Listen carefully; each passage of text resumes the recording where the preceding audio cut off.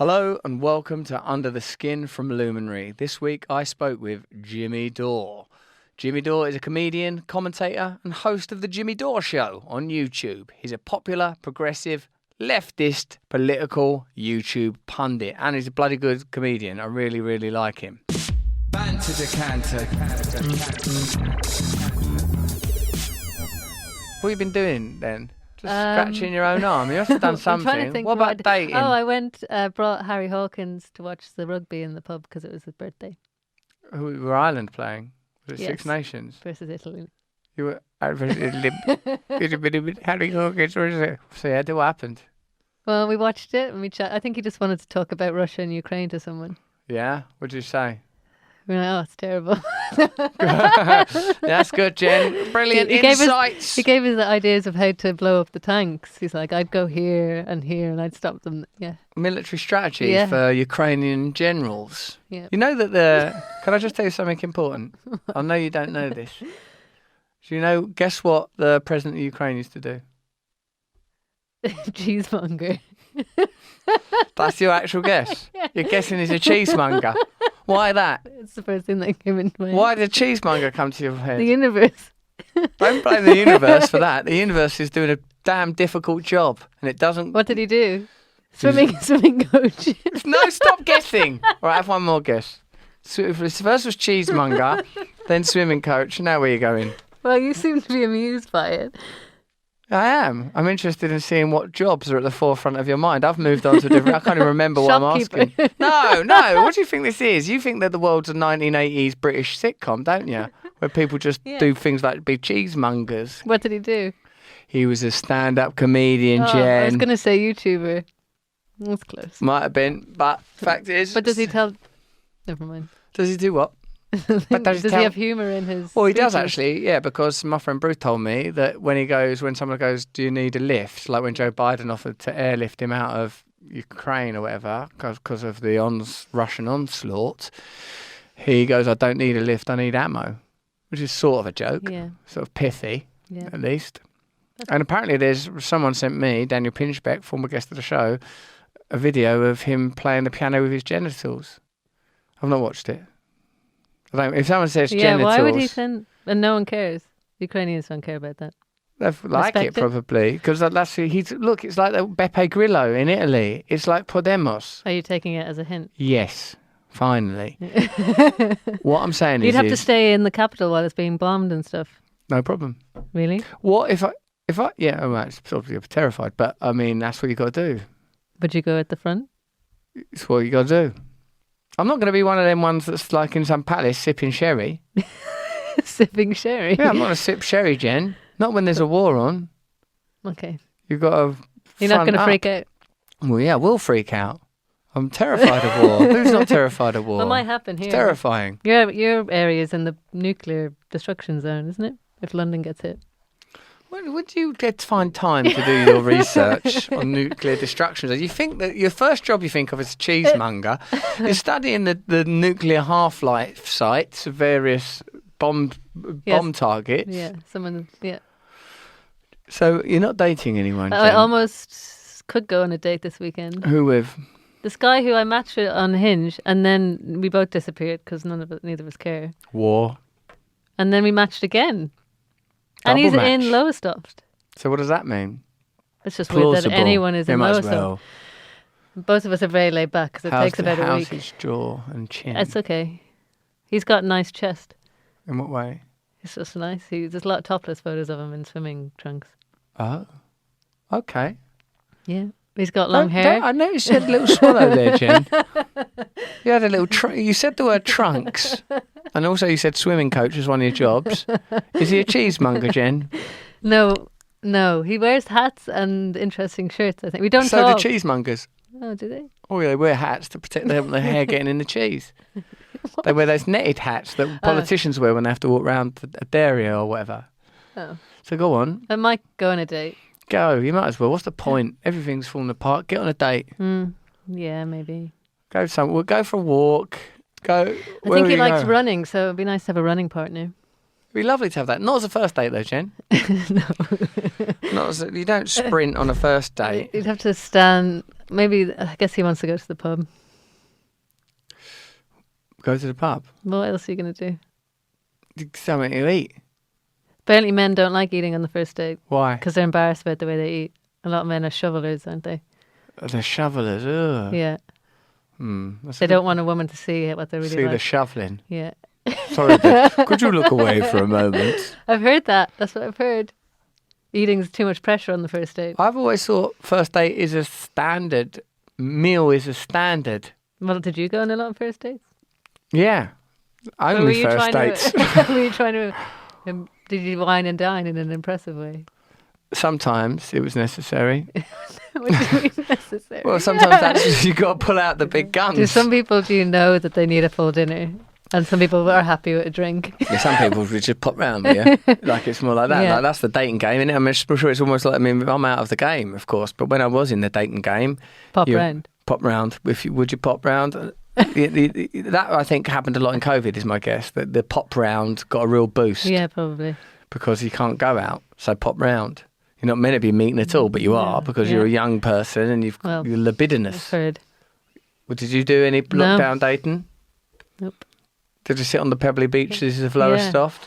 I did, and had some guy drinking White Lightning on the cliff behind me. Did you have a second date with him? Listen to shout-outs. Francois Gauguin. I've been enjoying Russell's podcast very much since I came across him. It allowed me to discover the work of Vandana Shiva, which has been a real eye-opener for me. Keep up the great work. I'm so impressed and admiring of the way you've evolved since I first came across you as the Big Brother host, a programme I was so keen on. You're an inspiration. Thank you. That's when you and I first... Well, I don't think we met, Jen, but I think I became aware that a young lass, a girl, let's say it was because you were not yet a woman because you were 15, a girl in Ireland is running a fan site. Yeah. Jenny May Finn. A chat room. I used to watch Big Brother Big Man. Didn't really watch Big Brother. Wasn't allowed to. No? No. You used to watch the chat because it was sometimes they would. My mum said you're not allowed to watch that. I don't know how she could say that to a 15-year-old, but I was very obedient. She should have let that slide. I wasn't allowed to watch MTV either. Really? You were missing all my content. I wasn't allowed to watch anything that you were on. It's a miracle you found your way to the adulation, Jengo. Well. It's a miracle, Jen. Cheesemonger. Natalie Storbacher Kovunen. I'm a huge fan of yours ever since my teens when I learned English. This is people that are really citing the history of their affection. I've been listening to your podcast since it started, and you've had on many guests who I've, thanks to you, been inspired to follow and then received life-changing advice from. Sending you love from Finland. Yeah, I'm sending you love in Finland, mate. Thank you for that. That was really lovely. If you've not been and seen me on tour yet, you have to come. It's come and see me like in Sheffield or Scarborough. That's coming up right soon. Or Liverpool. And then there's big shows in Bristol, and Blackpool is going to be an extravaganza where I'm going to do breath work and meditation. Go to russellbrand.com to get your tickets now. Also, if you're not a member of my mailing list yet, just go to russellbrand.com and sign up for that as well. And keep watching my videos. They're doing incredibly well. I'm very pleased with them. They're sensational. Get over there and have a look. Now, another great YouTuber, and I'm not saying I am, I suppose I was by inference saying I was a great YouTuber, but Jimmy Dore is without question a great YouTuber. Let's listen to his amusing, forthright, passionate opinions. Where it turns out we were never the boss. It doesn't look like an ideology. What's beneath the surface of people we admire, of the ideas that define our time, the history we are told? And welcome to Russell Brand. Under the Skin. Jimmy Dore. It'd be a miracle if you and I can find any common ground with me being so far right wing and you, as I've seen from a list now. It's always a good sign when people start drawing up lists. You of course are on the left. Thanks for agreeing to join us. I'm on the dirtbag left. Don't forget that. I was put on a cover of Newsweek as the leader of the dirtbag left, so I enjoy that moniker. What's going on, Jimmy? What's going on? What's happening with all of these new categories and condemnations? What do you think's happening? It's the same old thing. If people on the left and the right realize that they have a common enemy if they realize that they have shared interests and they come together to work for those interests. That scares the hell out of the establishment. So they have to stop that with all by any means necessary. You're seeing what they're doing to Joe Rogan. It happened to me personally. Look what they do to Glenn Greenwald. They try to pretend that you're right wing. So anybody who actually stands up for the people is going to be called names, discredited, called right wing. Look what they're Look what they're saying about farmers and truckers in Canada. Look what they're saying about those people. We want you to organize, not like that. Not like that. Don't actually do something where you actually have power. Don't actually occupy a city and you actually control it. Don't do that. We want you to organize, but in a way that we can easily dismiss and not. And so just like when we did Medicare for All March, we had a Medicare for All marches in every city, in 50 major cities in the United States last summer. Didn't get covered by the media. None of the Democratic politicians show up, and half the people who say they claim to support Medicare for All in the United States did not show up, including the nurses union. So I don't think there's really a left anymore in the United States for anyway. And if you ever do stand up against the oligarchs and unite with other workers, they will try to discredit you and squash you. And that's exactly what happens every time. When people say they want to organize, right? People always love that. It's a big buzzword in the United States around lefties. Organize, you have to organize. And yeah, we did organize. We got the squad elected. We got AOC elected, Pramila Jayapal, Ro Khanna. We got all these people elected, Cori Bush, and now they're not doing anything. So they keep telling you, just go back and keep organizing. And what they don't realize is when they say organize along class lines. So what is organizing? I've been in unions my whole life. I know what organizing along class lines means.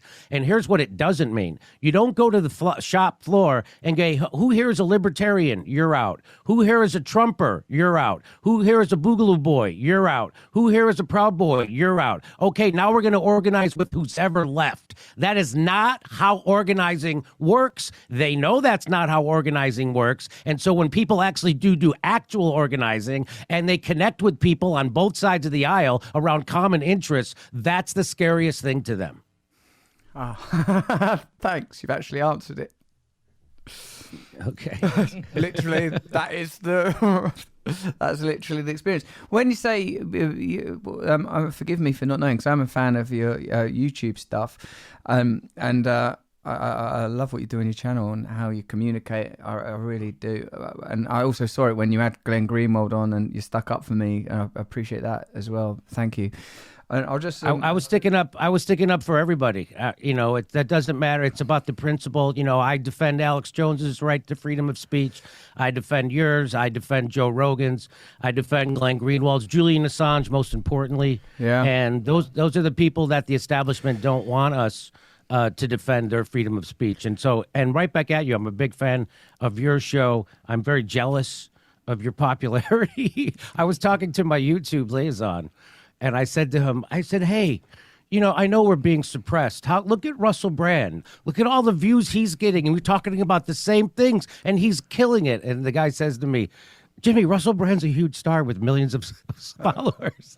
And I was like, oh, yeah, I forgot. That's right. Okay. Thank you. Well, that at least, that remnant and significant part of me that is still egoic really, really appreciates that. Jimmy, there's loads of things I want to ask you about, but it's something you just touched upon in your response there, that it's not about any particular person, it's about a set of values and principles. This migration of principles is something that we're, the easy dismissal of a principle is something that I'm noticing again and again, that people will say, this is what we believe in, but not in this instance. When we've been doing videos, for example, around mandates, one of the things I've continually said, and I've been careful to say because I'm aware of the kind of restrictions that exist, or even around conversation in this area, is try to forget for a moment what the subject is. Just think about the principle of freedom and autonomy. If we put them aside at this moment, we don't know where else it may be applied, even if you agree in this instance with the subject. Like say with the truckers, do you think this speaks to a deeper theme of a kind of cultural nihilism, that people don't have any real values, or our media don't have any real values, or the values that they do have are so dominated by the pursuit of profit and the pre-existing relationships between government, big business and media, that everything is a kind of posture and nothing is real, nothing has any sort of meat on its bones? Oh, that's exactly right. Everyone pretends to care about the right things. That's what virtue signaling is all about. You virtue signal. That's why, I have a joke in my act where I say, if it was 1860, the Democrats would be bragging about their first transgendered slave owner. So what they do is they're using these virtuous signals, these things like identity politics, not to help minorities or workers or poor people. They use it to keep them stuck exactly where they are and out of any kind of economic prosperity. So what they'll do is, instead of having a white guy oppress you, they'll have a black transgendered person oppress you, or Pete Buttigieg, who's gay, oppress you, or Rachel Maddow feed you 5 years of unbelievable red baiting conspiracy theories that were evidence free, to the point where they red baited every one of their political adversaries. So that's what, or they'll get someone like Chris Hayes, who has a show, who's a nerd. They're like, he would never lie to you. He's a nerd. So these are the people, this is what they use to keep everybody where they are and to keep people out of economic progress. They use identity politics, and we're living in it right now. I mean, you don't, that means virtue signaling means way more than substance. I just saw Nancy Pelosi has she's running for re-election, and you know why she's doing it? She's not doing it because she's a megalomaniac narcissist who can't let go of power and privilege, or and insider trading, by the way. No, she's doing it for the kids. She's doing it for the kids, Russell. And if there's no one who cares more about kids than 81-year-old millionaires. I happen to know that she cares mostly about her kids. Her and her husband's kids are Apple and Facebook and Slack. It's interesting because obviously the way that the information is presented, as you've just said, Jimmy, is an indication that they understand what real values are, and the only time that these principles are vehemently denied and not adhered to is when it actually might change something. So, like, now, do you have the same? Because I was in. Look, I'm not offended by being sort of called part of the right. I know a lot of people that watch my stuff are from the right because I read the comments. I assume it's the same from you, and I do look at the comments on your stuff. Loads of people watch my channel, love your channel, and say, "Oh, Jimmy Dore is amazing. You should watch Jimmy Dore's video on this." And I get loads of that. People seem to recognise that we're similar, or at least interested in similar ideas. So, Jimmy, do you feel that are you concerned that so much territory has been ceded, that populism is becoming automatically associated with a class of politics that previously was aligned with the interests of big business? I mean, sort of conservatism, republicanism. And what does that tell us about the left? And do you think that something can emerge from this movement? Or do you think, as you sort of already said, that the priority is for us to ignore those kind of criteria? Well, the Democrats in the United States, we really only have two major parties, and the Democrats are supposed to look out for workers. They don't. In fact, when Hillary Clinton was running against Donald Trump the first time, or the only time they ran against each other, Chuck Schumer, who was the leader of the Democrats in the Senate, famously said at a press conference, he didn't say this privately, he said it out in the open, he wasn't trying to hide it. They were making the case that, hey, the Democrats aren't appealing to blue-collar workers anymore. And he said, don't worry about it. For every blue-collar worker we lose in Pennsylvania, we're going to pick up 2 white-collar suburban voters in Illinois, in Ohio, and Wisconsin.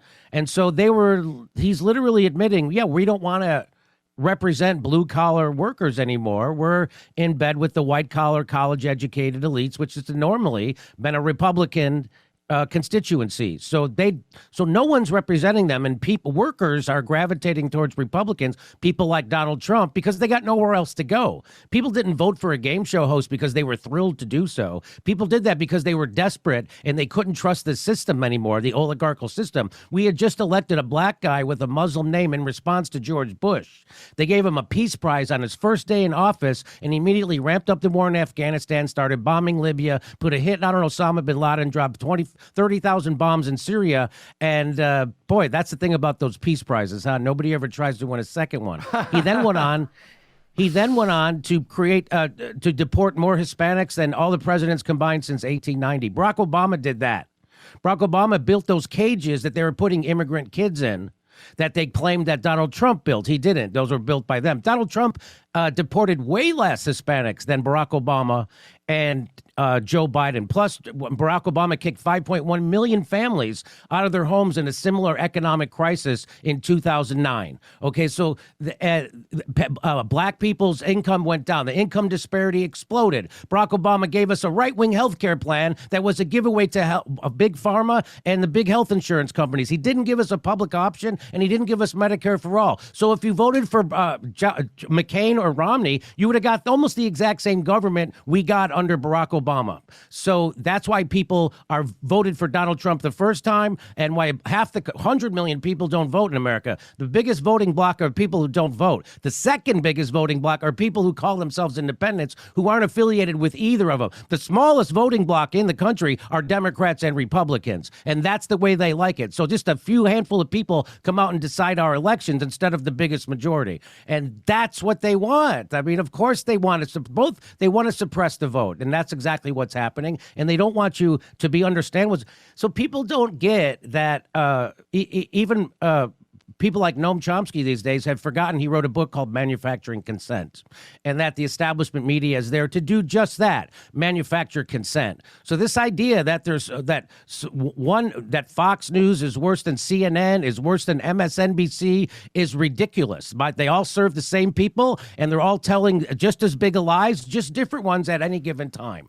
It's so crazy, Jimmy, because, you know, you bringing up Chomsky there. It's Chomsky that first said that what's required is lively debate within narrow parameters and in all areas where both parties agree. You effectively have no choice at all. And the situation that you described, where what I consider to be the shameful abandoning of ordinary working people by apparently left-wing parties. I don't know how much you know about British politics, but our politics sort of responded to yours. You had Clinton, we got Blair. And the way that, like, you know, I've understood, or it's been explained to me by Matt Taibbi, that the Democrats altered their policy around funding and the acceptance of money in the mid-'80s in order to facilitate growth and campaign power. In the United Kingdom, the Labour Party abandoned their historic Clause 4, which meant that they gave a certain number of votes to the unions. They got rid of that, and it meant that essentially, Labour became electable with the prefix, the telling prefix, New Labour, like New Coke. And like then Labour rose to prominence, and Margaret Thatcher, the great right-wing conservative leader, when asked what is your greatest achievement, she said Tony Blair. It was her greatest achievement. So we have a similar thing. And for in terms of the rise of, you know, populism and what might be considered and certainly is labelled as a kind of ethno-nationalist populism, but for the reasons you've already described in our conversation, that description of it is needlessly pejorative, and what's that word I learned just the other day? Dysphomistic, the opposite of a euphemism, where you deliberately use something to make something sound worse, whereas a euphemism makes something sound a bit better. I learned it the other day. Dysphomistic is like that, you know, obviously it's because of the abandonment of working people rather than some inherent racial stuff that's going on, that if you highlight, oh, they're racist, they're prejudiced, then we're able to dismiss their views on that basis. So like for us, we had Brexit where you had Trump. That was our moment. And I remember feeling like when reading in the media that I, as a celebrity, had sort of felt like, oh, this is what I'm supposed to be a part of, this sort of legacy media, you know, when I'm doing flash interviews and covers and all that kind of stuff. I felt like, you know, when I started to talk about politics, their condemnation of me was the apparent left were the most vicious and vindictive and patronising and pious. And the way that they spoke about it, like Brexit voters was like I started to realize you lot hate working people. You hate Yes. them. And I had that realization, and so in spite of our, having, coming from sort of different countries, there's clear global parallels occurring that like are sort of interconnected and presumably part of a wider narrative. Well, it's funny to see Justin Trudeau talking about the truckers protesting against mandates. The verbiage he used, I think I'm going to get correct. I hope I don't. But I think he said they hold unacceptable views. They hold like we're not even talking to them. We don't even care. I don't want to hear your concerns. I don't want to hear your problems. I don't want to hear your redress of government. Because that's it. I don't care about you or your.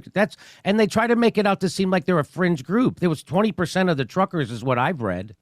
Now, that's not 1% would be a fringe group. 0.1% would be a fringe group.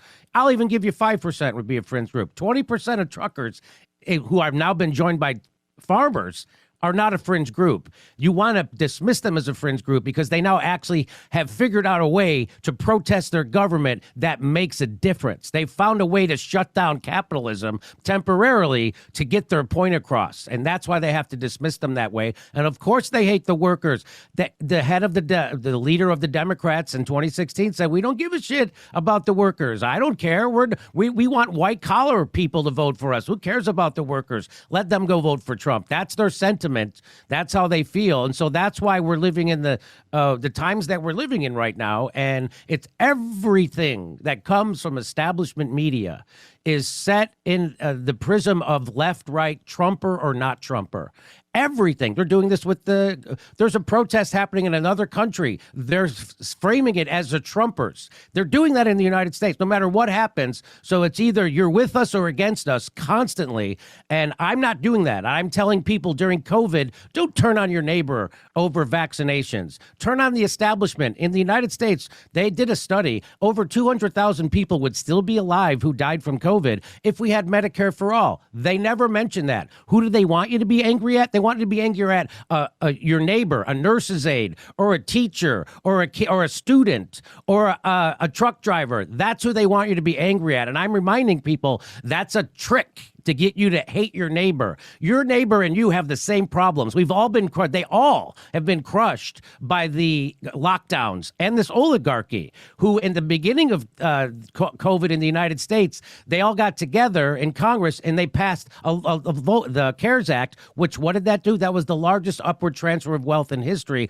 and gave us nothing. And every Democrat, including Bernie Sanders, signed off on that garbage. Why? Because we live in a one-party oligarchy. There are no two parties. This is and I've been trying to tell people in the United States, if you care about progress, if you care about progressive politics, you have to stop donating and you have to stop voting for Democrats. I know that sounds crazy, but that's the only thing that's going to work. And you know how I know that's going to work is because bought and paid for establishment mouthpiece, manufacturer of consent, Lawrence O'Donnell, who hosts a show on MSNBC, said this before he had his show on MSNBC when he thought nobody was looking. He said the only way you can get a party to move to whichever part you go, if you want the Democrats to move left, you have to show them that you're willing to not vote for them. He said, he goes, I know this for a fact. He was the head of a senator who ran the Senate, and he said, I never had to listen to people who are on the left because they have nowhere else to go. And so I've been trying to tell people in the United States who consider themselves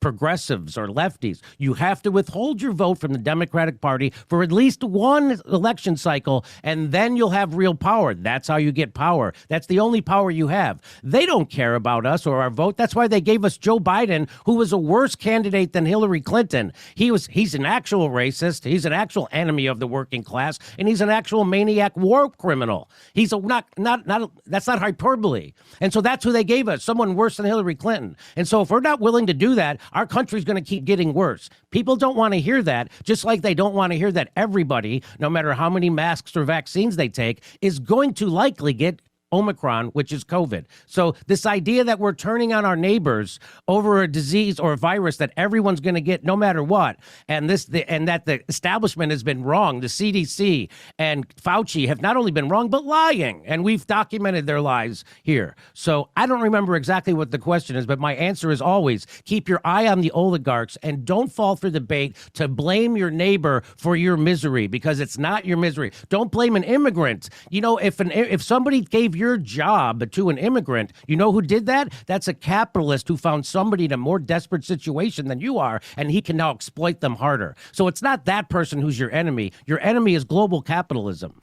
Like when you said, mate, about the truckers, that when there is no democratic method by which you can express yourself because of the single state oligarchy that is ubiquitous in Anglophonic and Western late capitalist cultures, find a new method through protest. That protest has to be delegitimized in order to nullify its impact. The democratic process is nullified. The protest movement is nullified. The media won't speak or provide a voice for these movements.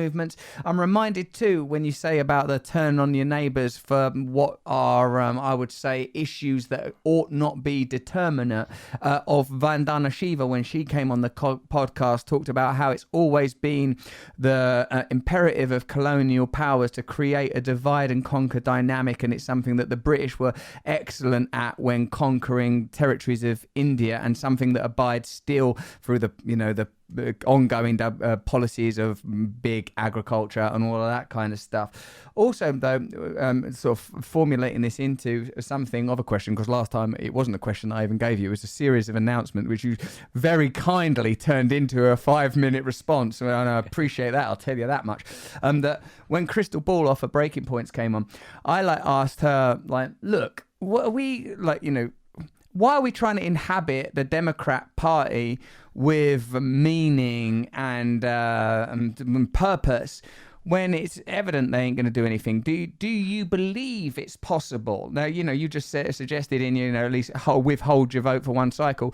Do you feel that there is a requirement for a new trans-ideological political movement that is explicitly about economics and about improving the rights for ordinary Americans?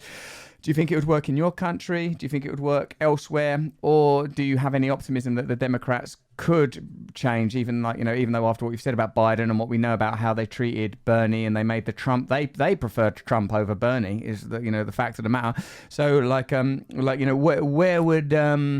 where do you stand on that? Can the Democrat Party be revived, or do you think there needs to be a new movement? Well, people have been advocating for Crystal Ball's point of view since 1980, and where has it gotten us? It got us from Bill Clinton, who deregulated Wall Street, crashed our economy within 10 years. Bill Clinton, who exploded the prison population while gutting welfare. These are the things, and then it got us who? It got us Barack Obama, who did all those things I just told you he did, and that gave us what? That gave us Donald Trump. This is an obvious, and then we got the Justice Democrats, which was the idea was that we're gonna elect a bunch of people who don't take corporate money, so then they can fight back inside the Democratic Party against the Democratic machine. Well, that's an unbelievably failed experiment, but there's still a lot of people who won't hold their feet to the fire and would rather disparage me when I tell the truth about the squad and the Democrats, and then still go on to support them and run cover for them and tell people that somehow they're not corrupt. They're 100% corrupt. They're not representing the people who voted for them. They're not representing their constituents. They're representing their own personal careers, and that's called corruption. And there's a lot about people out there who tell you that's not corrupt, and that they're lying at what to protect fucking politicians. And that's not what we do at the Jimmy Dore Show. So do I think that you can enter the Democratic Party and reform it? No. And that's why you have to do it from the outside. Ralph Nader, who people blamed for George Bush being elected, so they still hate him. But the funny thing is, they love George Bush now. Why do they love George Bush but still hate Ralph Nader? Because Ralph Nader went against the establishment in the system, and they love George Bush because he is the establishment in the system, and he'll tell you to hate Trump voters. Now, in England, you had Brexit. Now, in the United States, we had Trump's election. Those happened roughly at the same time, and it was dismissed by the neoliberal establishment in both countries as racism. That's the only reason that any of that happened. So, and what's the utility of saying it's racism? The utility is you don't have to look at the real problem, which is neoliberal corporatism, which is crushing workers. That's the real problem. No one wants to look at it. Or how about the fact that NATO keeps bombing the shit out of countries that are oil rich and that are a problem for Saudi Arabia, Israel, and the United States. And then those refugees have to flood into other countries. And then you get, so I remember when Trump first got elected, he put a Muslim ban on Muslims coming to our airports. And the lefties went crazy. How could you do that? And I'm like, they never stopped to ask the question, wait a minute, why are there Muslim refugees at our airports? It's because Barack Obama just spent 8 years bombing the living shit out of them. That's why and they're like, oh, okay, we didn't care about that. We only care about the symbol. So they don't care what's actually happening. Like when Joe Biden pulled us out of Afghanistan. And people were telling me, I bet you thought he would never pull out of Afghanistan. I go, they're not taking that money that they were spending in Afghanistan and they're now going to spend it on schools, books, and healthcare and education. No, they're going to take that money. They're going to put it in the Ukraine. They're going to take that money and they're going to put it in China. They're going to take that money and put it in Africa. They're not going to stop doing that. America's got over 1,000 military bases. Officially, they admit to 800 or 900, but there's got to be over 1,000 because lots of them are secret. We're the ones doing that. We're the imperialists. It's not Russia. It's not China. China goes in and invests in other people's countries, and they make that look like imperialism. So this is the world we're living in, Russell. Up is down, black is white, and they try to dismiss every problem as racism. They're trying to say these truckers and farmers in Canada who actually have found a way to effectively protest are racist. No matter if you become effective at protesting the establishment, two things are sure. You're going to be called a racist, and you're going to be called probably a sexist too. Yeah, because I suppose if all you have is aesthetics, then the aesthetics become incredibly important. You have to highlight and glorify these differences. I imagine, given the political tradition that you grew up in, that you're extraordinarily sympathetic, as am I, to the rights and voices of people that are not from what you would call the majority or dominant culture in any particular nation. More important than that, though, is that these issues are ultimately less important than the points of interface and impact between the neoliberal dominator culture and the majority of ordinary working people. That what we have to find are cohesive stories that bring us together. It's funny you say that thing about the military bases and everything. Today, after I did that, I did a video, Jimmy, after the sort of appearing on the right-wing side of the list there on the Joe Rogan guest thing. And I said, like, look, these are the things I actually believe in. These are the things I've made videos about. You tell me what term you prefer, right wing or left wing. Then I started to ruminate on like how probably nobody really enjoys paying tax, you know, on the basis of our, you know, who likes losing money or working 50 or 40% of the time for nothing. And like, you know, when Julian Assange said about the Afghanistan war, like, you know, he said that the function of government is to take public money and to transfer it into private interests. It made me realize that an economic model where we were aware of where our tax went and indeed were able to designate where our tax went would be favorable. For me, it seems that centralization in itself is problematic and that we could have political models that were more representative of the potential that technology gives us for more localized democracy. I've read elsewhere that you can't overthrow a hegemony without a counter hegemony. The argument for communism versus anarchism always being that how can you ever regulate or confront the power of corporatism unless you have a united state? But now that we've seen the corruption that leads to, the impotence of the state, the willingness of the state to corroborate and cooperate with corporate power, I feel that one of the things we should be looking at is localized democracy with under a kind of confederacy, which are the kind of words that you hear in American constitutional politics, but somehow don't seem to be enacted. And given that in the answer to my last caroming question, you said you don't believe that the Democratic Party can ever function as a voice for ordinary working people, do you think then that necessarily we start to have, because like, and you may not know this because of geography, but like in Europe there was, after 2008, there was a kind of a counter, there was a populist leftist movement, like Podemos came out of Spain, like was a sort of like a dude off the internet, like got into government, got co-opted, got centralized. There was Syriza in Greece, Yanis Varoufakis, he's still around, the dude that was the equivalent of the vice president or the second in command type dude. He they said that Greece said, we ain't paying the EU back that money. And then the lead guy folded, and but Yanis Varoufakis has stayed with it, and even Steve Bannon. I see Steve Bannon do an address to the Oxford Union. It was so dramatic, man, to watch this guy. He turns up like Columbo in a rain mac and several shirts, and addresses this hate. You can hear the mob outside, dum dum dum dum, hating on him, and he just comes into the Oxford Union, this prestigious sort of Gothic building in England here, and he goes, he just takes off his raincoat and goes, I missed the flight to do this speech, and I'm here to tell you, none of you are ever going to own your own home. It's 2000. It's 2001. Barack Obama makes this decision. He signed. No, 2008. Barack Obama. He makes this decision. He signs away this money. The quantity. He just creates this incredible narrative, and goes on to say, the future belongs to populism. We're just deciding whether it's going to be right-wing populism or left-wing populism. At this point, Bernie was still a possibility. At this point, Jeremy Corbyn in this country was still a possibility.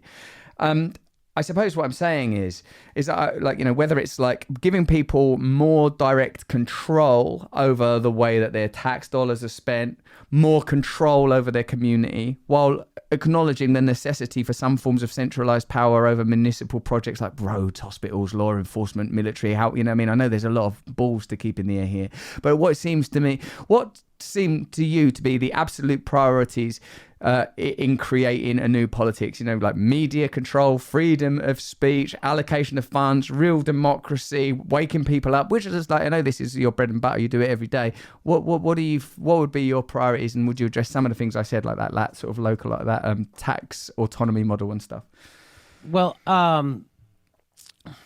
let me just say this before I address your question directly, is that, I live in California. Now, California is the 5th largest economy in the world.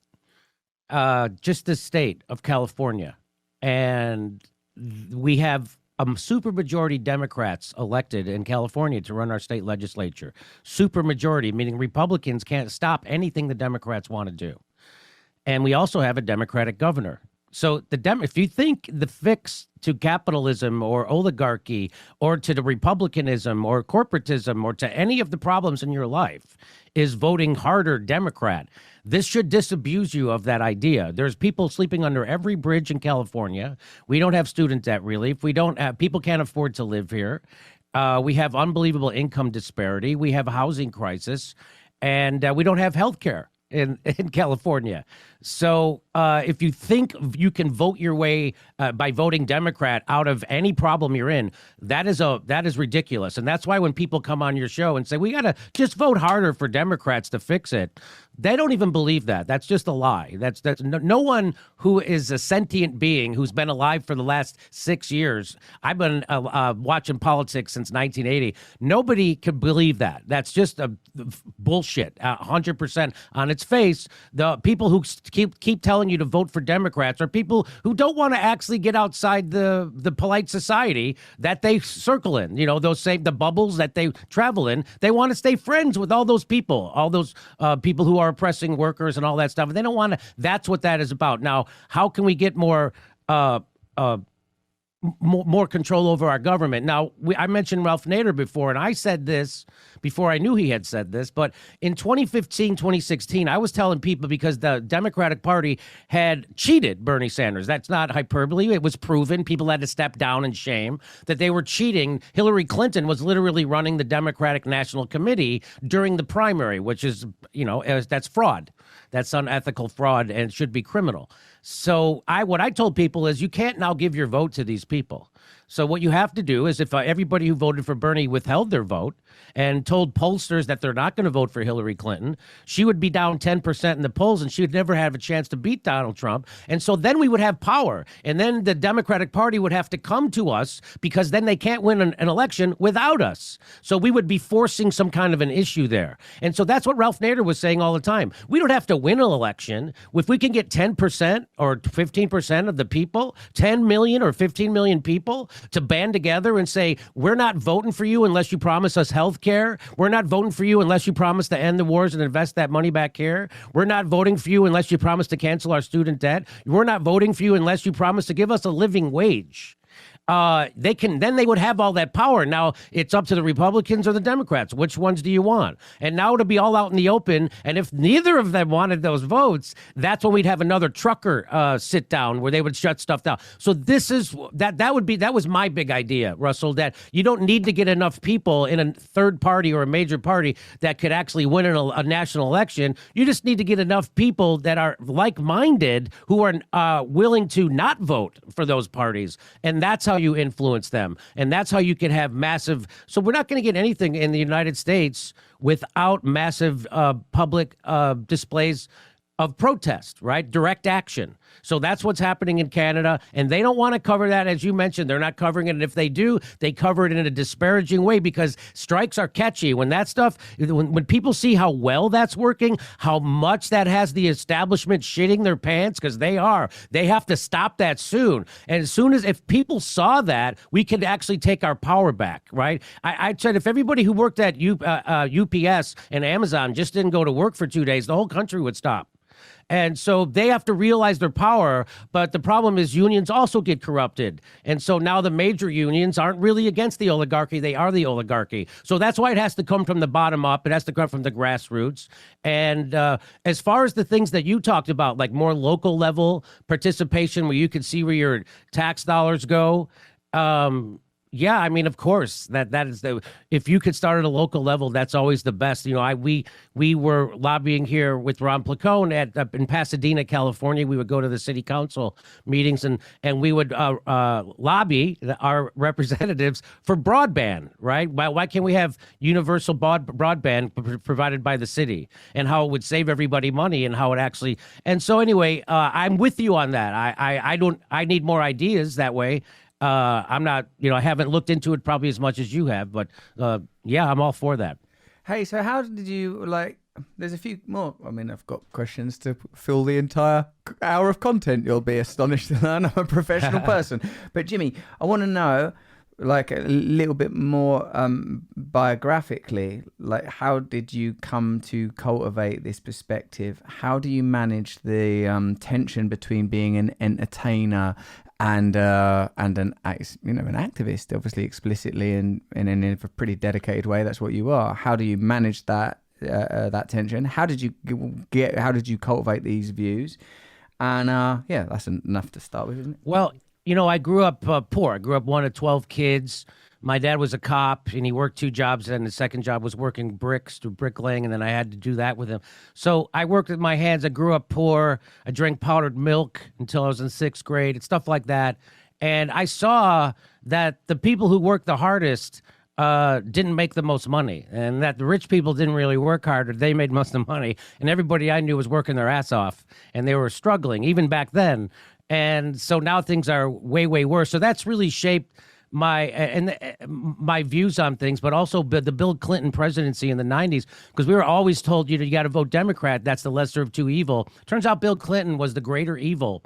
And that's just not me saying that, right? That's in the book, Listen Liberal by, no, I can't remember his name. Thomas Frank. He said that also. It's like you think you're voting, but if you look at it, Bill Clinton was able to do things negative towards workers that George Bush, who he beat, George Bush the first in the election, couldn't. Like George Bush the first tried to pass this thing called NAFTA. NAFTA was this, economic agreement between Mexico, Canada, and the United States, which screwed workers and unions, right? So George Bush the first couldn't pass that. Bill Clinton got in and he gave cover to the right-wing conservative Democrats, the corporatists, to go ahead and pass that. And so so there's an evil that Republicans couldn't get done. Democrats came in and we got it done. Or they got it done. And so that was so when I saw Bill Clinton do that, he deregulated Wall Street, he cut welfare, he exploded the prison population while demonizing poor black people, while passing NAFTA, which cut the legs out from underneath workers. That was a Democrat. That's when I knew that the Democrats are no friend to the working man. And then when I saw what Barack Obama did, I knew for sure what they're doing is they're trying to find a friendly face for corporatism. And I told people Donald Trump is going to put an ugly face on the stuff that Democrats have been doing all along. And he sure did. That was exactly a fact. So when Donald Trump became president, local municipalities stopped working with his deportation, ICE, which is what they were called, the enforcement of deporting immigrants. And so he wasn't able to deport that many. So he put the ugly face on the horrible stuff that we were doing. Now they got Joe Biden, who's demented, and he's not threatening to anybody, so he'll never tweet anything mean. So they think that's all they have to do. But people are catching on that they've been fed a bill of goods by this guy who's demented, just like they've been fed a bill of goods over COVID and the suppression of early treatments. Wow, cool. What do you do about this? How do you manage the stand-up activism tension? Is that a thing for you? So they tell you I've been to comedy clubs and they were like, hey, don't talk about this, don't talk about that. And of course that's the first thing I'm going to talk about. And so I've had that problem, but in 2008 or maybe 2006, the UCB Theater opened in Los Angeles and they asked me to do a show. And so I didn't know what I was going to do. I'd only done stand-up. And so I decided to just do a show about the news because I'd been watching the news a lot and I couldn't believe the stuff that I was seeing and how many lies they tell at and what speed.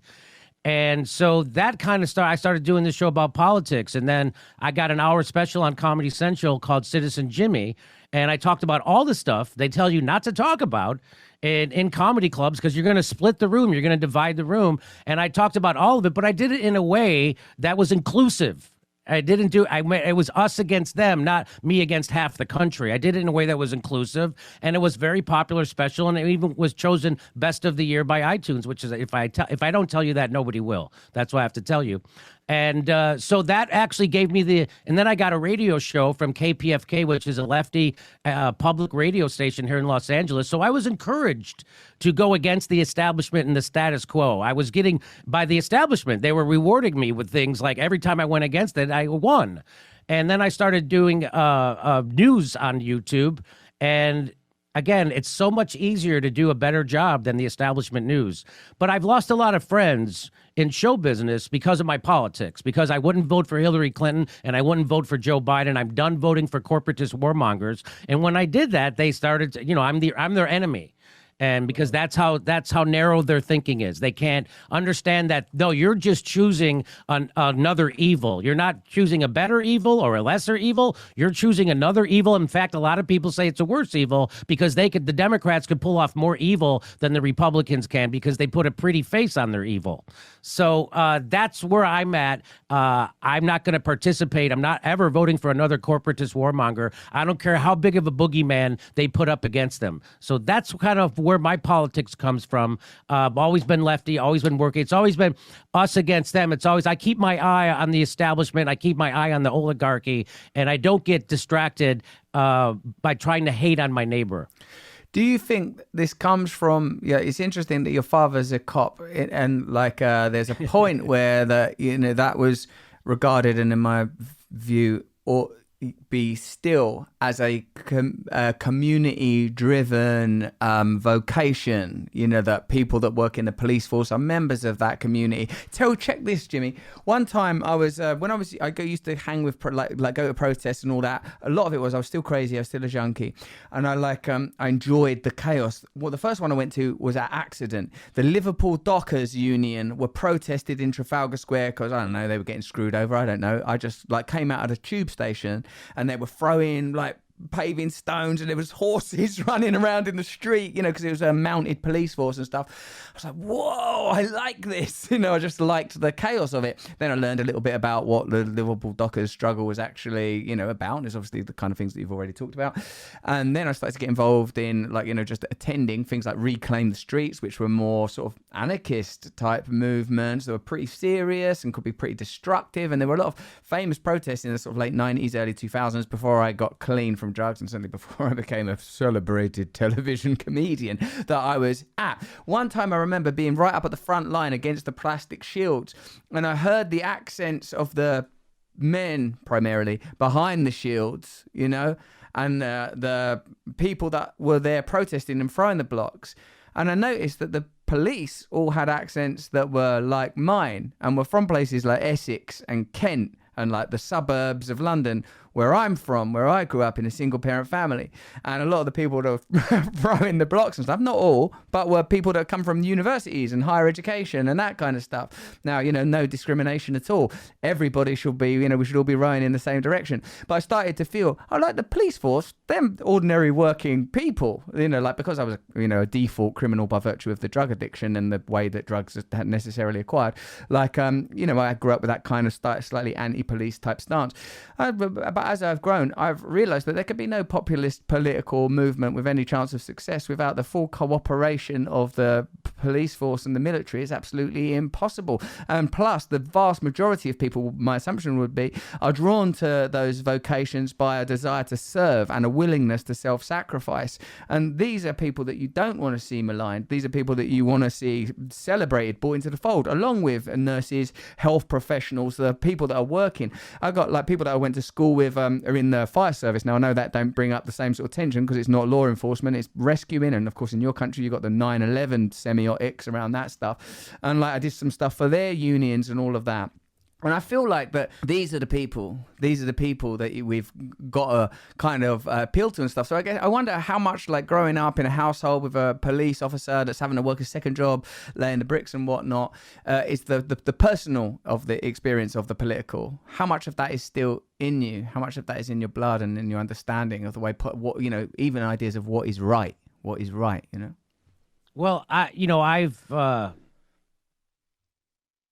So during the Black Lives Matter protests was that 2020, right? Or 21? I don't know. I don't even remember now when they were. But I think it was 2020. There was lots of police brutality. There's lots of police brutality in the United States. And it's the way we run our policing, right? It's systemic. And what happens with cops is when you join the force, you either succumb to the culture or you get kicked out. And that's what we found out, right? So it's a culture, it's a systemic problem in the United States from coast to coast as far as policing. So I've spoken out very harshly against policing and police. And, I've come from a long line of cops. My grandfather was a cop. My dad was a cop. My oldest brother was a cop. And so a lot of my best friends in Chicago are all cops, right? Went to their weddings, stuff like that. And so I know who cops are, and so they're very nice to me individually, but as a culture, they're corrupt, so you make a good point that these policemen are working class, but often they don't police the communities they grew up in, just like you were mentioning. Like in Los Angeles, the cop in Chicago, one of the great things about when I grew up, if you were a city worker, you had to live in the city. You couldn't live outside because the idea was they didn't want to give tax dollars to a worker who was going to go spend it outside in another community. So if you were a cop or a fireman or a city worker, you had to live inside the city. That was really more about political control for the mayor, right? So that was making sure that we kept segregated communities and that the African community didn't overtake the city. That's really what that was about. But right now, I'm living in a city where people live 30 miles away from where they go police. And so if you don't live in the community you're policing, you're becoming an occupying force. And you see those people as your enemy instead of the people you're supposed to serve. And, look at the movies. I grew up watching New Jack City and all those movies, Boys in the Hood and all that. So you'd see it. It's revealed. And plus I saw it as a kid growing up. So, Yeah, I think what we have to do is convince the police and people in the military that they're with us, that their interests are our interests and our interests are their interests. But of course, I mean, cops aren't really there to protect workers. They're there to protect the oligarchs and their property. And people forget that. So we have to keep that in mind, And as soon as the cops in Canada started to defect and started to help those truckers and those farmers who were protesting, you saw the chief of police of Ottawa come out and he was panicked that we got to stop this now. And he vowed to use the full extent of the law against these cops who were helping them. So that means that there are already cops helping them and they got scared. And so that's exactly what you're right, exactly what we need to do. We can't have a revolution until we convince those people that they're, you know what? I don't know about that, actually. I mean, that would help if we could convince them. But if we showed up and like their truckers are showing up, we're going to win. That's just a fact. So we got to convince people that they have the power to occupy and show up. And that's what scares them. And the problem with Occupy Wall Street was they occupied Wall Street instead of occupying Washington, D.C. That's interesting. That observation. Clearly, though, with those movements, as well as perhaps the sort of the 60s counterculture and how it mutated into the individualism of the 80s, there's two things I want to bring up. They're both pretty bloody major. One is a lack of a coherent ideology that's ready to be mapped onto what currently exists. Two is people sort of just, Mark Fisher, who's a very influential British writer, he took his own life. And like he wrote in his book, Late Capitalism, he used that phrase, which I think someone else coined, that is, it's easier to envisage the end of the world than it is to envisage the end of capitalism, that we cannot even conceive of it, that it's such a deep and entrenched fundamentalism that we don't really know how to, and even I start to, when I hear you sort of say about revolution and even when you use the lexicon of the traditional left of workers and unions, I start to feel those hegemonic arguments, especially now I'm right wing, rise up in me of we all saw what happened in the Soviet Union and we all saw what happened in China, and so there's two things I feel and this was actually pointed out to me by Adam Curtis, who, if you haven't had him on any of your shows yet, you should get him on. He's a British filmmaker who made some brilliant films called Century of the Self, Power of Nightmares, Bitter Lake, about the Afghan war. He's a brilliant filmmaker and storyteller who uses archive to illustrate narratives which are highly authored but brilliant. You would love him. Anyway, he's the first person that pointed out to me that they are left at abandoned working people. And he sort of showed me what the lineage of that was.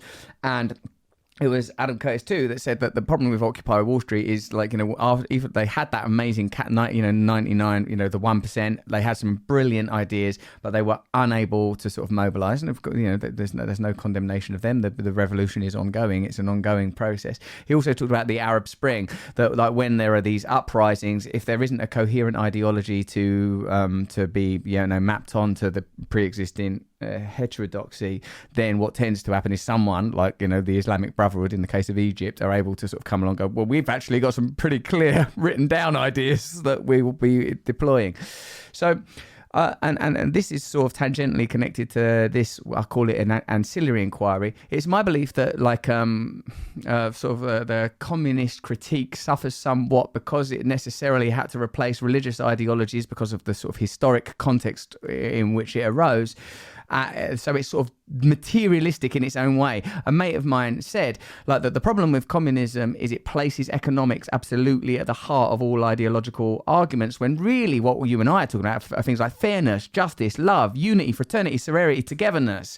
How do we evoke and embody and energize and activate a spiritual dimension to this movement without it sounding woo-woo or airy-fairy and crap? Boy, if you could pull that off, you'd be a great leader, right? I mean, I'm out of idea. I talk a little bit about spirituality too on my show, which also annoys me that you do it better than me. So thank you for saying that. There are many, many things that you do better than me. I've been listening to you do them in this podcast. So, I talk a lot about the collective unconscious, which Carl Jung talked about also. And that's why, he caught a lot of heat because he said that whatever bothers you in another person is happening inside your unconscious. That's why you have an emotional reaction to it, and that you have to be able to realize that you're capable. You're on your dark side, your shadow. You have one, and that is capable of horrible things. And once you do that, you don't have to act on them. Once you acknowledge that, you don't have to act on them. And then when you see them in other people, you see yourself. And so then you don't hate them, and so then it's harder to divide you. So I don't know how you pull that off, how you get people to realize that there actually are one, if I just watched The Matrix last night, in fact. And so, it's an illusion. The first what one. we're living. No, I watched all of them, and last night I watched the last one, which is my least favorite. Yeah. But the first one was the best.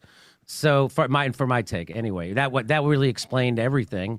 That you're I couldn't living. believe I was watching it when I saw that film. It changed my dress code. I changed overnight. I thought, how could that film be made? How can Hollywood? There's films I sometimes think, how can they make this film like that? Even the Lego Movie. I think, how can they just put that out that basically tells you, hey, your whole reality is constructed and curated. You're denied any opportunity to freely express yourself. You're dominated by these corporate forces. There are some external forces that dominate all of that. Or the Matrix, with you're a battery and your energy's being drained, and the only way is to drag that fucking thing out the back of your head. How could this movie be made and we just watch it and then go home and carry on and get back in the battery cell? The interesting thing from my part, when I saw that movie, I couldn't believe it, and I wanted to drag people to see it. And so one of the guys I brought to see that movie was, at the time, a fellow comedian. We were friends, and he was a right-winger. And I was like, I wonder how he's going to react to this movie. And so I took him to see The Matrix, and he didn't say a word the whole movie. I'm like, he's hating it. And then after the movie was over, he turned to me and he said, "This is too important to be a movie." And I was like, wow. So there's some real connection, right? That opened his eyes to a lot of things. And we actually are. So that's the thing. Those aren't just words. We actually are one. We are. So I heard a quantum physicist talk about the energy and how we are all connected. And he said, when you're riding in an airplane and you look out the window and you're over an ocean, you see those white ripples, and that is the crest of a wave. You can't see the wave. You just see the big ocean, but you can't see the wave, but you do see those white lines, but that those white lines are coming from a wave, even though you can't see them. Well, he said that's the same way with everything you see in reality. We are an energy wave. We are the crest. Everything you see is the crest of this energy wave, but you just can't see the wave or the ocean, and every wave is connected to the ocean. It's not separate. There's no drop of water in the ocean that's separate from the ocean, just like we're not separate from each other. We're not separate from the crest of this wave of this energy that we're riding right now. So that's, I don't know how you... so how do you live that, right? And so I think Carl Jung came along with a way to help us live that, understand that we do have a collective unconscious. Joseph Campbell also helped teach us that. But I don't know how you get people, once you convince people that your neighbor's interests are your interests, I think that will go a long way. Yes, love thy neighbor, like it's in the actual Bible. What comedians are you into? Are you into Bill Hicks and Lenny Bruce and George Carlin and Pryor? What? So I loved that. Of course, the people who got me started was George Carlin. I remember when he talked about the 7 words you can't say on TV, and when he talked about Catholic school, and I just couldn't stop. I mean, it just blew my mind. Like there's an adult who gets it. And so that was a big thing for me. The Jerry Seinfeld I loved also, Brian Regan, and then when I saw Bill Hicks, it almost ruined me. I'll never forget the first time I had heard about this guy, Bill Hicks. You got to see this guy, Bill Hicks. So I was in comedy maybe 3 years at the time, and I thought I pretty much had it figured out. I knew what I was doing. That's what I thought. I was very cocky. And so I went to see Bill Hicks, and he's on stage for like 5 minutes, and I started feeling horrible about myself. And 10 minutes in, I started drinking, and 15 minutes in, I was sure I was never going to do comedy again, because he was so much better than anything. Like I looked at George Carlin, who was great and amazing. Like if I did everything right, if I watched my P's and Q's and dotted my I's and crossed my T's and did everything right, I could maybe have a special that's like that. But when I saw Bill Hicks, I knew I would forever be fighting for second place. And it just kind of crushed me. And then a few years later, he died. So I was like, oh, thank God. Oh, what a relief. And so I have a chance. Yes, I was like, oh, I have a chance again. But no, it was the weird thing, too, because when he died, that was the first time someone I didn't know personally died that I felt bad. I felt like we lost something. Like, and boy, have we. Boy, can you imagine if we had Bill Hicks today? So that was big influence for me. And then, and in the modern era, there's so many great comedians. I would be ridiculous to even mention them besides Brian Regan, who's the greatest. Oh, well, I have to learn more about him. With Bill, what you see that thing that you feel like is beyond emulation, what do you think it was? Do you think it was the ability to sort of drop into character, that sort of weird shamanic thing he could do, goat boy stuff, the sort of weird voices, the sort of transmission of intensity that sort of had that, fiery Texas shit in it? So he somehow was able to take a larger view of everything. So he was like on another plane overlooking what we were doing. That's how it felt to me anyway.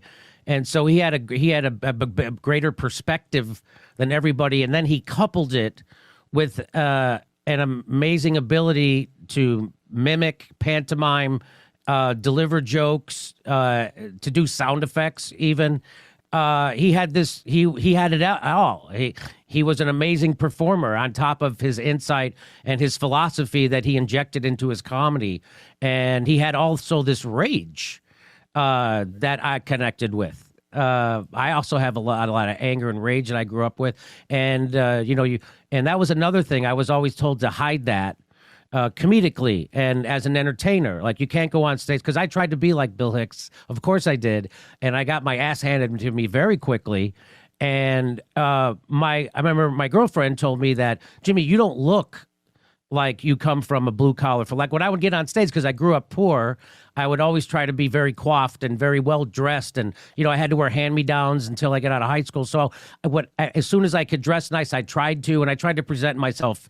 And they said, you can't go on stage and yell at people if you look like you come from privilege and you look like, and I'm like, oh, okay, I got it. So I had to soften my tone and everything. So if you look at my 2008 special, it was much softer than the person I am now. But it wasn't until I started working at the Young Turks and I saw Cenk Uygur screaming at the top of his head almost every show, and I was like, you can do that? I was told you can't do that. And so, but I go, if he can do that and he's popular, I know I can do that. And so I started doing it, and I was just speaking freely from the heart and letting my emotions take me wherever it went. And people connected with it, and people would come up to me for 2 years, and they would, after the 2016 election, and say, Jimmy, you kept me sane. And I didn't know what they meant at the time, but now I do.